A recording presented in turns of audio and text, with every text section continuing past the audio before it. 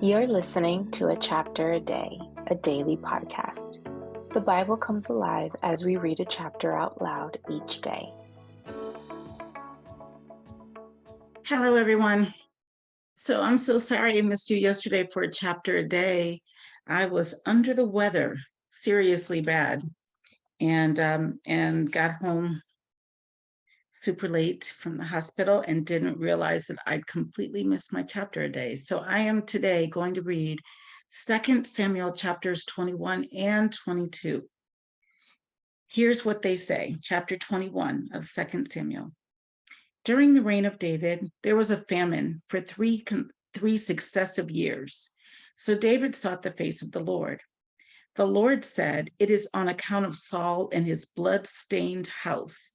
It is because he put the Gibeonites to death." The king summoned the Gibeonites and spoke to them. Now the Gibeonites were not a part of Israel, but were survivors of the Amorites. The Israelites had sworn to spare them, but Saul, in his zeal for Israel and Judah, had tried to annihilate them. David asked the Gibeonites, "What shall I do for you? How shall I make amends so that you will bless the Lord's inheritance?" The Gibeonites answered him, "We have no right to demand silver or gold from Saul or his family, nor do we have the right to put anyone in Israel to death." "What do you want me to do for you?" David asked. They answered the king, "As for the man who destroyed us and plotted against us so that we have been decimated and have no place anywhere in Israel, let 7 of his male descendants be given to us to be killed and exposed before the Lord at Gibeah of Saul, the Lord's chosen one." So the king said, "I will give them to you." The king spared Mephibosheth, son of Jonathan, the son of Saul, because of the oath before the Lord between David and Jonathan, son of Saul. But the king took Armoni and Mephibosheth, I guess it's a different one, the 2 sons of Aiah's daughter, Rizpah, whom she had borne to Saul, together with the 5 sons of Saul's daughter, Merab, whom she had borne to Adriel, son of Barzillai, the Mahalathite. He handed them over to the Gibeonites, who killed and exposed them on a hill before the Lord. All 7 of them fell together. They were put to death during the first days of the harvest, just as the barley harvest was beginning. Rizpah, daughter of Aiah, took sackcloth and spread it out for herself on a rock. From the beginning of the harvest till the rain poured down from the heavens on the bodies, she did not let the birds of the air touch them by day or the wild animals by night. When David was told what Aiah's daughter Rizpah, Saul's concubine, had done, he went and took the bones of Saul and his son Jonathan from the citizens of Jabesh Gilead. They had taken them secretly from the public square at Bethshan, where the Philistines had hung them after they struck Saul down on Gilboa. David brought the bones of Saul and his son Jonathan from there, and the bones of those who had been killed and exposed were gathered up. They buried the bones of Saul and his son Jonathan in the tomb of Saul's father Kish at Zelah in Benjamin, and did everything the king commanded. After that, God answered prayer in behalf of the land. Once again, there was a battle between the Philistines and Israel. David went down with his men to fight against the Philistines, and he became exhausted. And Ishbi-Benob, one of the descendants of Rapha, whose bronze spearhead weighed 300 shekels, which is about 7.5 pounds, and who was armed with a new sword, said he would kill David. But Abishai, son of Zeruiah, came to David's rescue. He struck the Philistine down and killed him. Then David's men swore to him, saying, "Never again will you go out with us to battle, so that the lamp of Israel will not be extinguished." In the course of time, there was another battle with the Philistines at Gob. At that time, Sibbecai, the Hushathite, killed Saph, one of the descendants of Rapha. In another battle with the Philistines at Gob, Elhanan, son of Jer-Oregim, the Bethlehemite, Bethlehemite, killed Goliath, the Gittite, who had a spear with a shaft like a weaver's rod. In still another battle, which took place at Gath, there was a huge man with 6 fingers on each hand and 6 toes on each foot, 24 in all. He also was descended from Rapha. When he taunted Israel, Jonathan, son of Shemaiah, David's brother, killed him. These 4 were descendants of Rapha and Gath, and they fell at the hands of David and his men. That was the end of 2 Samuel chapter 21. And now we will read 2 Samuel chapter 22. Here's what it says. David sang to the Lord the words of this song when the Lord delivered him from the hand of all his enemies and from the hand of Saul. He said, "The Lord is my rock, my fortress, and my deliverer. My God is my rock in whom I take refuge, my shield and the horn of my salvation." I know that song. He is my stronghold, my refuge, and my savior. From violent men you save me. I called to the Lord, who is worthy of praise, and I am saved from my enemies. The waves of death swirled about me. The torrents of destruction overwhelmed me. The cords of the grave coiled around me.